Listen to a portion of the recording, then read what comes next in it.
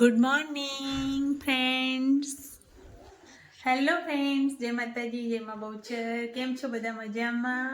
તો ભાઈ સવારનો ટાઈમ છે તો બધાને ગુડ મોર્નિંગ. અને સવારમાં અમે જો નાહી ધોઈને તૈયાર થઈ ગયા અને ચા નાસ્તો થઈ ગયો. નાસ્તામાં શું હતું એમ તમને બતાવું જોઈએ.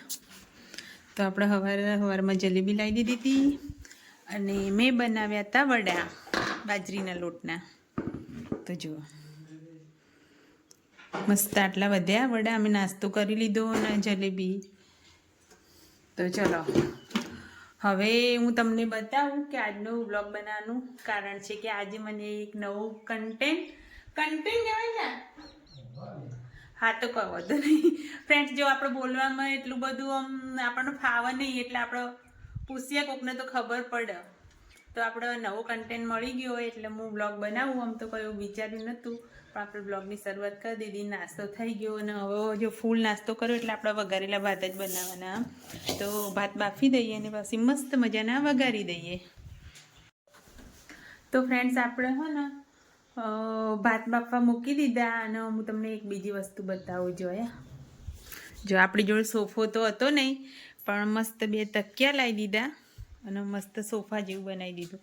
તો આપણે પલંગ હતું નાનું અને ચાદર ને બે ઓશિકાના કવર નહીં તો હું પહેલાં લાવી હતી દિવાળી ઉપર. અને આ રીતના આ બે તકિયા લાવી દીધા અમે મસ્ત. તો આ તકિયા કેટલામાં મને 300 રૂપિયા કીધા હતા અને કવર બધું થઈને 400 થયા હતા. 400 મેં 50 રૂપિયા ઓછા કરાયા એટલે 350 બે તકિયા થયા અને મસ્ત સોફો તૈયાર થઈ ગયો. આપણે કેટલો મસ્ત લાગે છો, મસ્ત લાગે ને.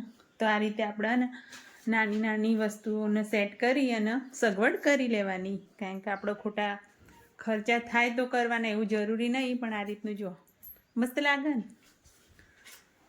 અને ગુડ મોર્નિંગ. Good morning. તો જોયા પલંગ. Good morning. તો ફ્રેન્ડ્સ આપણે ઘરનું બધું કામ પતી ગયો, ખાલી ભાત વઘારવાના. તો વઘારી દઈએ અને પછી ખાઈ લઈએ. તો ફ્રેન્ડ્સ જોયા આપણે ભાત વઘારી દીધા મસ્ત.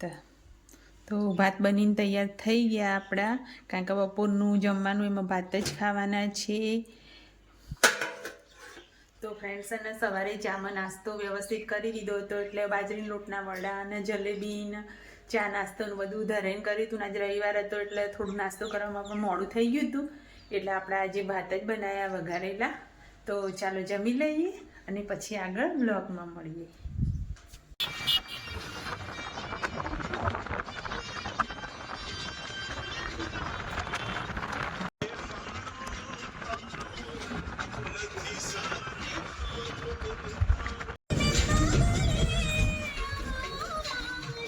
આપણે પ્રતીક્ષાબેનના ઘેરથી પ્રતીક્ષાબેનને લઈ લીધા અને જોયા જો ગાભા દેખીને તમને શું લાગે?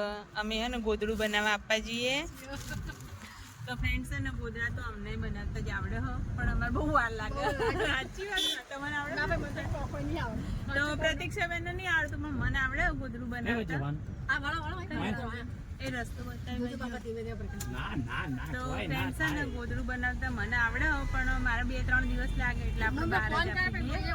તો ગોદડું બનાવવા ત્યાં ગાભા લઈને જઈએ. જોયા દોતા અમારી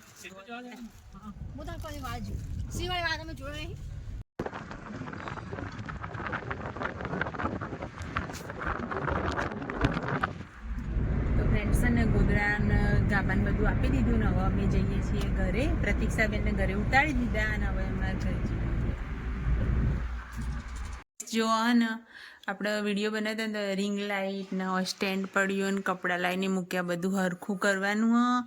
અને બીજું શું, સાંજના કેટલા 4:30 વાગ્યા અને ભૂખ લાગી તો આપણે પપૈયું ખાઈ લઈએ. તો ચલો પપૈયું ખાઈ અને જઈશું આપણે ધાબા ઉપર. કારણ કે ધાબા ઉપર હું તમને બતાવીશ ને ગામ આખું. જો દિશા જાય ઉપર ધાબા ઉપર. અને ફ્રેન્ડ્સ આપણું આજનું કન્ટેન્ટ હતું ગામ જોવાનું. તો આપણે તમે વ્લોગમાં થિંગમાં તો જોયું કે હું તમને બતાવીશ અમારું ગામ. તો ગામ જોવા માટે આપણે જઈશું ધાબા ઉપર. તો ચાલો જઈએ.